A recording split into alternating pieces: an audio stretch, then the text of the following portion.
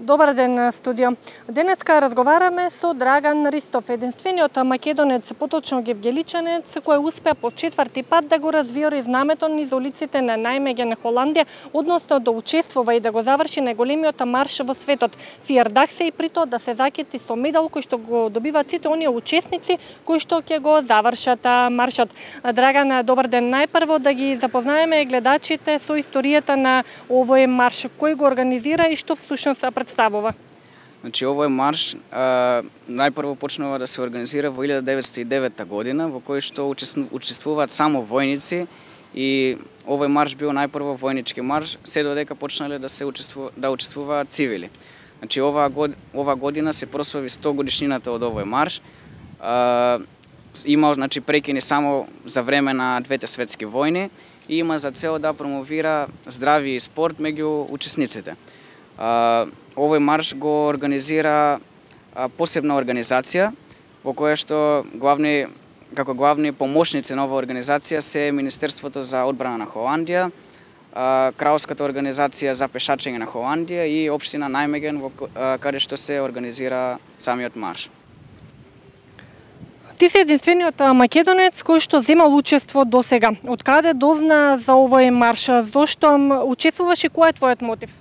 За овој марш дознав во 2010 година, кога при моја една случајна посета во овој град видов дека се одржува овој настан, па така си поставив како задача и цел пред мене да се вратам наредната година и да учествувам.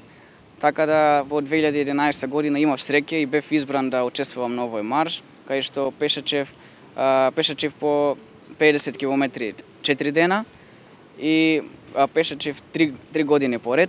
А ова година, бидејќи беше 100 годишнината од овој настан, со оглед на тоа што знаев што се случува претходните години, знаев дека ова ќе биде нешто специјално и затоа се вратив и учествував и оваа година, на овој пат со 55 км во 4 дена, која што беше специјална дисциплина за оваа 100 годишнина од овој настан, кој што е најголем во светот, исто така кој што пешачевме заедно со уште 50.000 луѓе.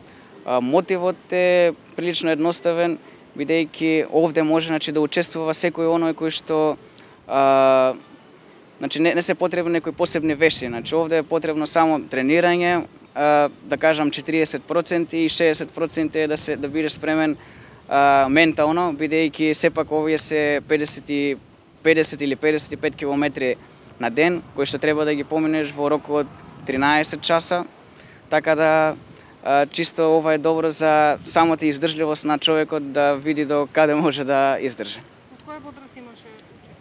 Значи, ова година имаше учесници, најмладите беа 11 години, тој е всушност и лимитот во кој што можат најмладите учесници да учествуваат, додека најстарите беа 93 години, имаше над 150 луѓе кои што беа над старосната граница од 80 години, кои што исто така беа следени од Универзитетот Радбаут, кој што е во самиот град, за тоа како тие го издржуваат, како се справуваат, така да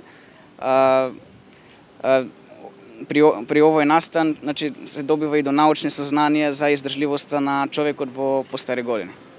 Која е предвидената маршрута која што треба да изоде еден учесник?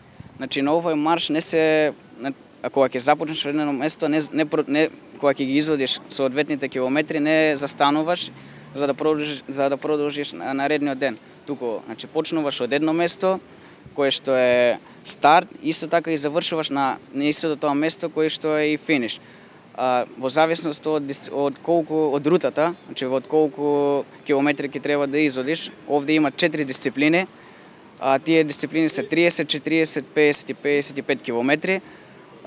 Има различна рута секој ден и се поминува во тие 4 дена се поминува на низ 10 општини, 2 региона и над 35 населени места. Во разговорот што го направивме, претходно ми рече дека овој марш има и хуман аспект. Кажи ни нешто повеќе околу тоа. Значи, учесниците на овој марш исто така имаат како може да собираат донации за одредена кауза. Ова година за овој марш беше соберена рекордна сума во кој што, значи, самите учесници ги собираат за нивна кауза. значи беа собрани преку половина милион евра. Исто така јас кога бев ова година, мојата кауза на пешачење беше за да им се помогне на сите тие што имаат пулмонална хипертензија, така да тоа беше еден начин мојот допринос за мојата поддршка за да им се помогне на тие што имаат пулмонална хипертензија.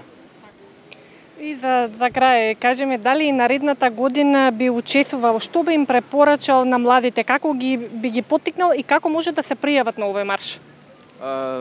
Значи, сигурно дека би сакал да се вратам некој ден. За наредната година не знам дали повторно ќе бидам дел од овој марш, но сигурно во иднина дека повторно би сакал да учествувам. Ова е многу добар начин за спортување. Значи се бара одреден дел на тренинг во кој што сите може да го подобрат своето физичко здравје. Исто така со самото пријавување, значи самото пријавување почнува во месец февруари.